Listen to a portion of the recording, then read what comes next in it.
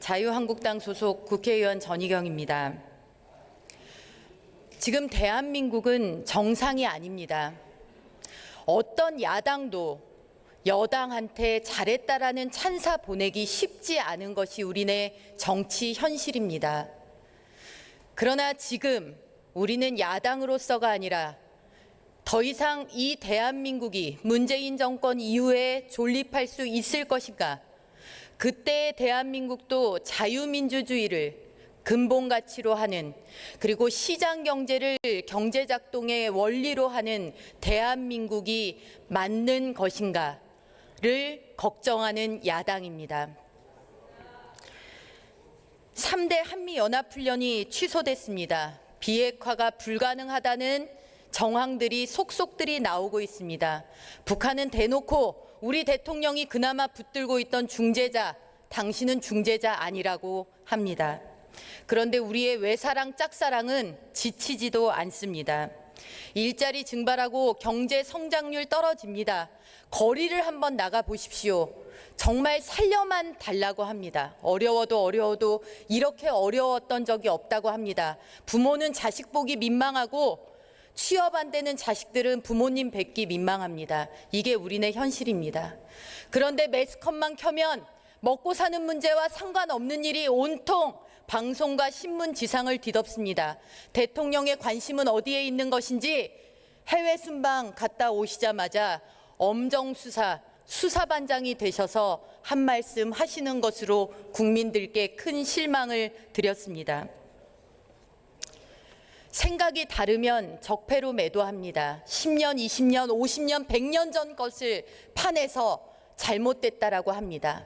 그러려면 적어도 자신들은 순백하고 무결해야 합니다. 그러나 파면 팔수록 자신들의 허물은 태산과 같고 저 사람들이 과연 정의를 외치던 사람들이 맞는가 하는 의구심을 들게 합니다.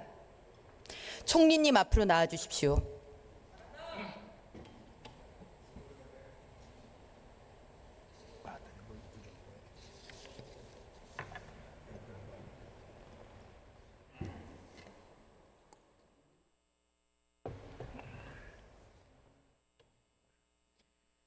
총리님, 한 장의 사진을 보여드리겠습니다. 저 PPT를 한번 봐주십시오. 저 사진을 보셨습니까? 네. 뭡니까? 네, 평양에서 두 분이 차를 타고 달리는 사진인 것 같습니다. 어디 실렸습니까? 국내 신문들에 실렸던 걸로 기억합니다. 국내 신문도 인용을 했는데요. 어디죠? 잘 안 보이는데요. 말씀을 해주시면 될 것 아니겠습니까? 총리님. 네. UN 대북제재위에 연례 보고서입니다. 네. 저 벤츠는 사치품이고 네. 반입 금지 품목인데 네. 우리 대통령 얼굴까지 저렇게 전 세계인이 제재 위반한다는 데 실렸습니다. 네. 어떻게 생각하십니까?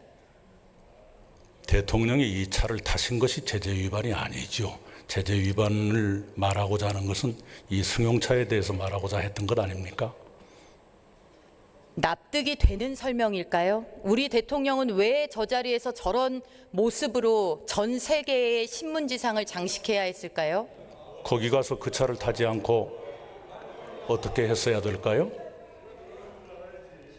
이 방법밖에 없었을까요? 어떻게 했어야 된다고 생각합니까? 말씀을 해 주시죠. 북한의 현 상황도 모르는 채 평화 노름에만 집착하면 저런 참극이 빚어집니다. 다음입니다. 자, 다음 PPT입니다.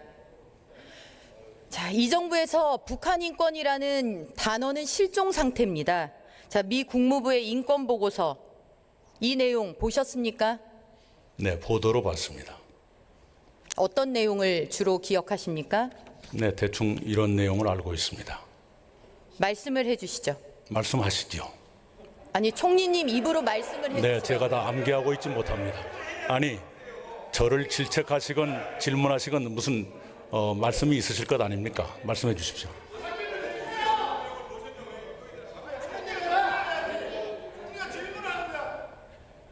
총리님. 네. 총리님의 모든 발언은 속기록에 남습니다. 지금처럼 하시면 발언을 후대까지 국민들이 알 수가 저도 없습니다. 기억합니다. 말씀으로 네, 해주십시오. 의원님 발언도 그렇습니다.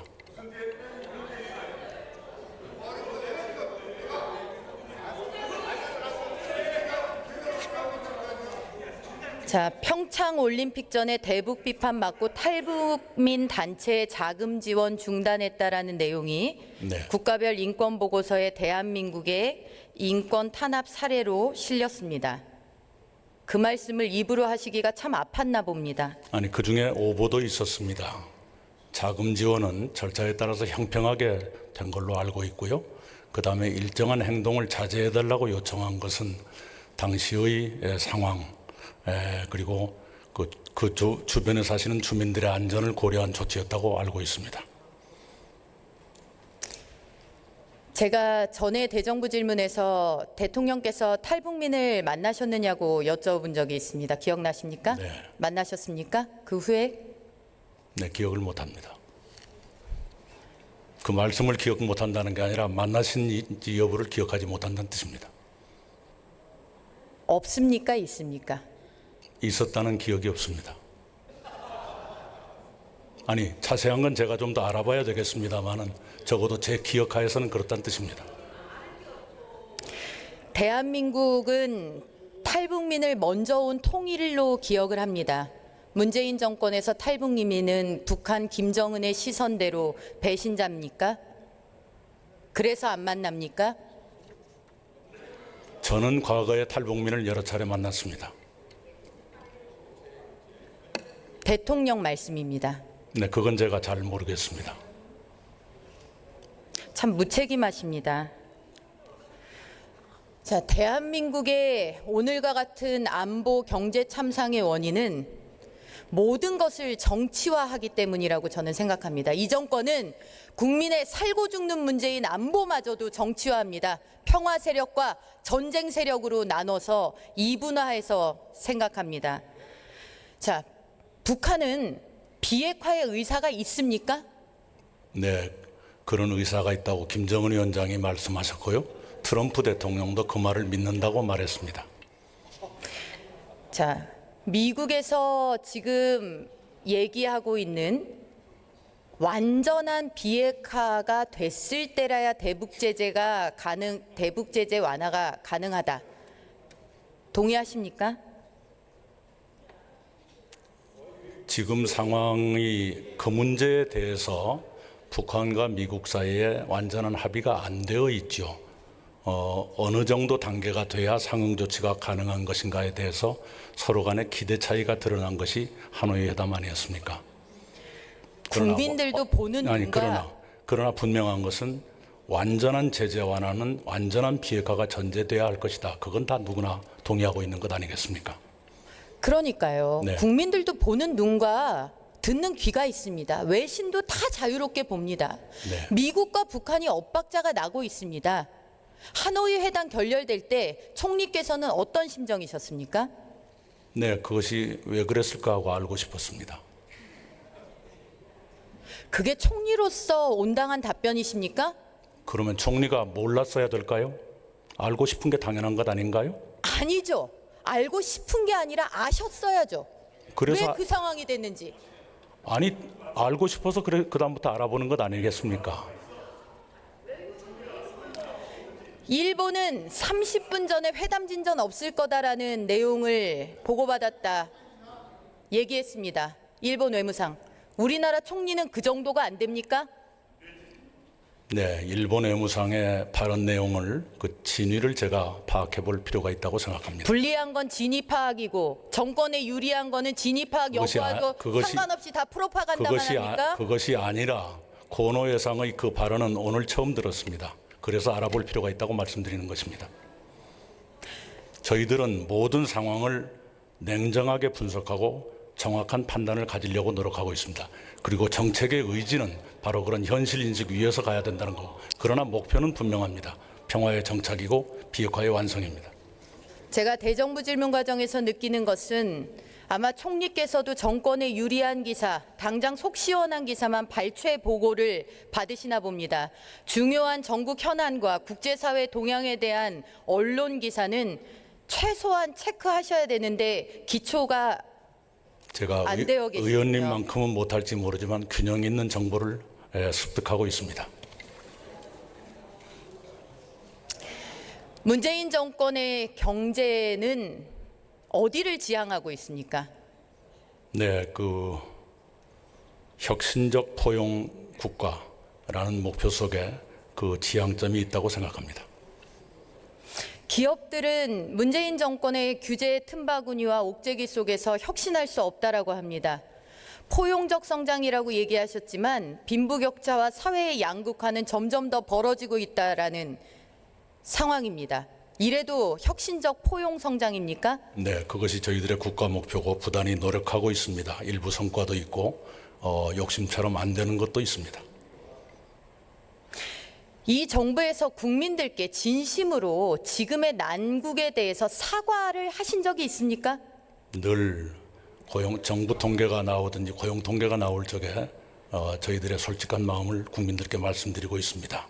이 분배와 고용의 약화에 대해서는 늘 가슴 아프게 생각하고 고통을 겪는 국민들께는 늘 미안한 마음을 가지고 있습니다. 그럼에도 성장통이기 때문에 견뎌라라고 푸시하시는 거 아닙니까? 성장통이란 말을 입에 올린 적 없습니다. 체질 개선에 따른 성장통이다. 저는 그런 말 한 적이 없습니다. 총리님 말고 이 정권과 정부의 시각을 말했습니다. 그렇게 말한 사람을 저는 만난 적이 없습니다. 모든 사실관계가 아니 그러면 누가 그 말씀을 했는지를 언론 관계를 말씀을 안 해주시면 될 것 보시는군요. 아닙니까? 언론 자료를 아니 누가 그 말씀을 했는지를 말해주시면 될 것 아닙니까? 찾아보세요. 저는 만난 적이 아직까지는 없습니다. 그리고 저는 그렇게 생각하지 않습니다. 자, 실패한 소득주도 성장이다라는 얘기에 동의하십니까? 소득주도 성장에는 명암이 있습니다. 명도 있고 암도 있습니다. 뭐죠? 저는 암은 알겠는데 명을 모르겠습니다. 네, 말씀해 그러면 말씀드릴까요? 네. 소득주도 성장은 세 가지 기둥을 가지고 있습니다. 하나는 가계의 소득을 높여드리는 것, 또 하나는 가계의 지출을 줄여드리는 것, 세 번째는 사회 안전망입니다.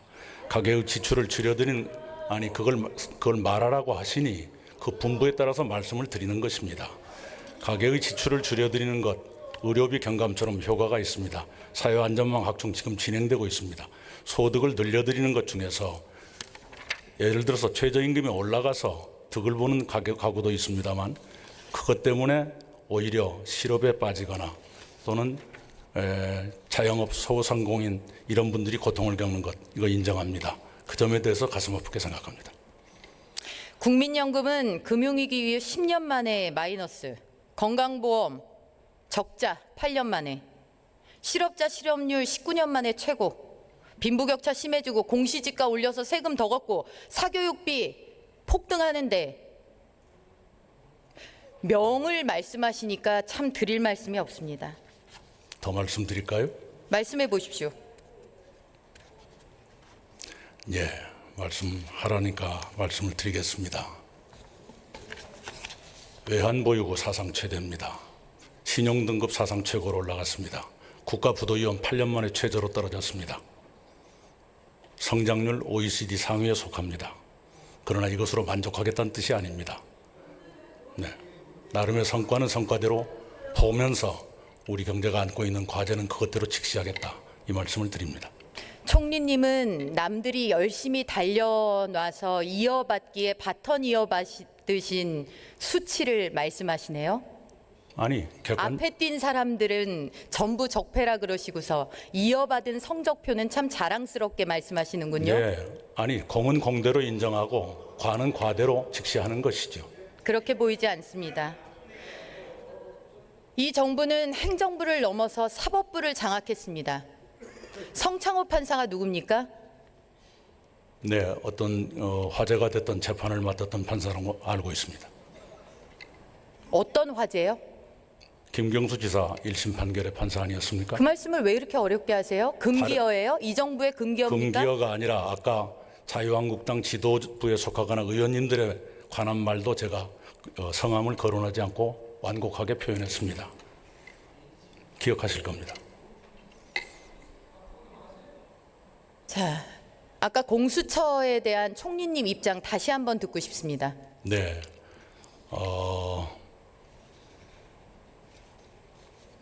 지금의 수사와 기소 체제로는 다 밝혀내지 어려운 취약지대가 존재합니다.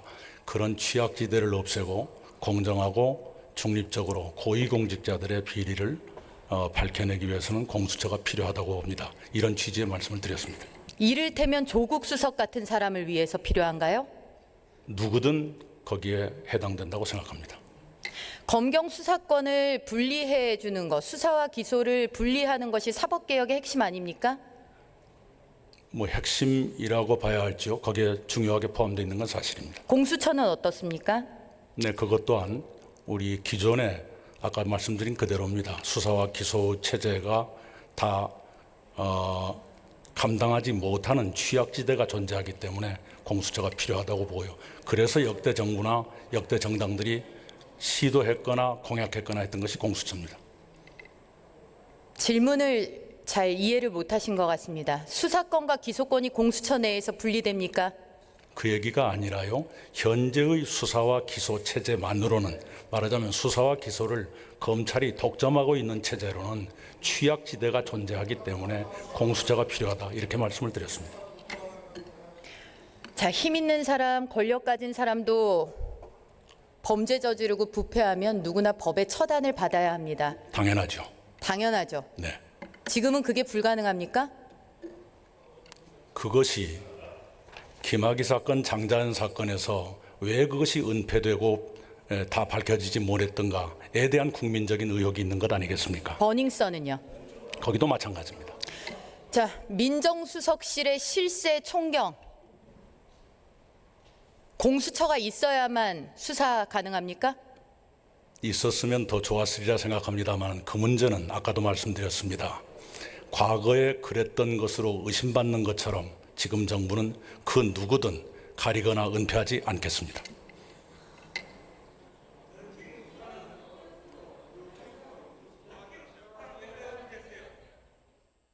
지금 조국 민정수석 본인도 수사 대상입니다. 그가 누구든 비호되거나 은폐되지 않을 겁니다.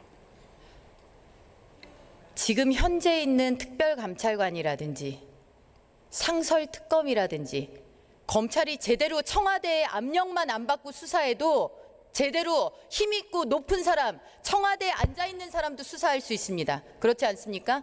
특별감찰관은 대통령 주변 인사들의 비리를 다룬다는 업무에 제한이 있고요. 상설특검은 한 번도 가동된 적이 없고요. 특검은 발동될 때마다 정쟁으로 긴 시간을 보내곤 했습니다. 그런 약점이 있다는 건 아실 겁니다.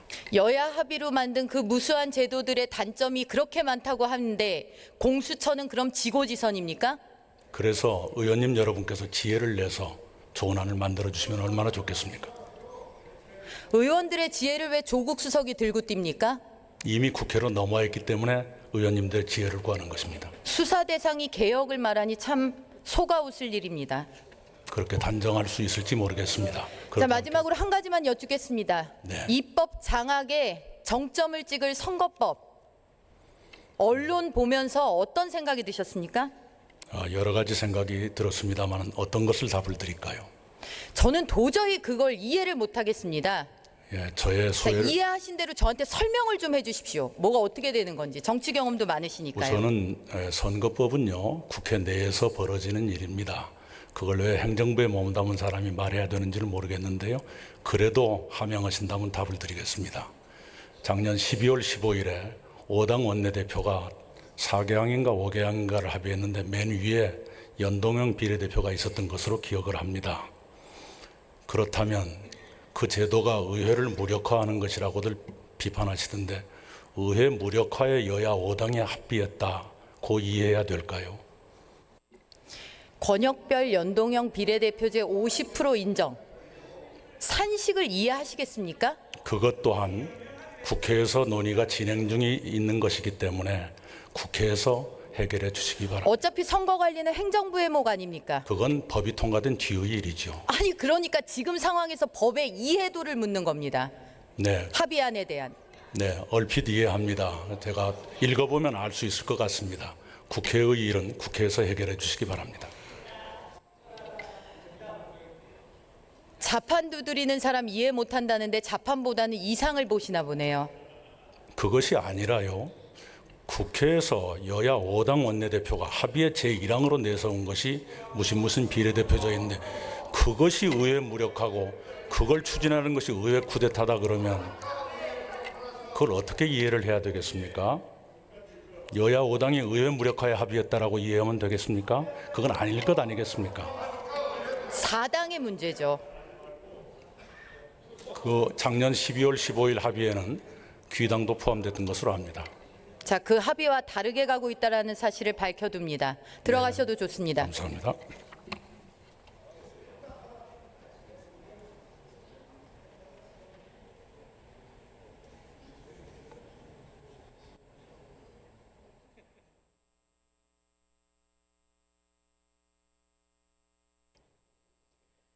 존경하는 국민 여러분, 문재인 정권의 실패는 서구식 좌파 정책의 추진에서 온 것이 아닙니다. 서구의 좌파들은 그래도 국가를 잘 끌어가려는 의지라도 있습니다.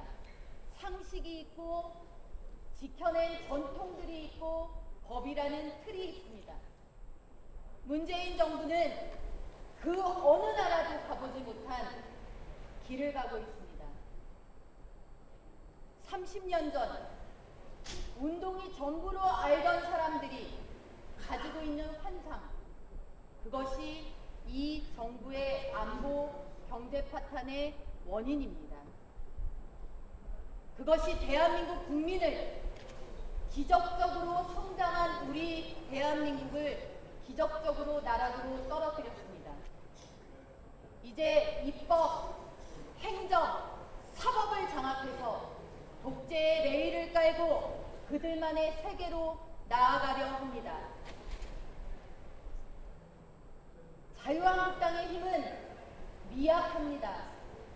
언론도 교육도 심지어 야당이라는 말을 같이 쓰는 다른 정당도 우리 곁에 없습니다. 오로지 국민들께서만 계십니다. 우리는 국민과 함께 문재인 정부의 민생 말살, 실패한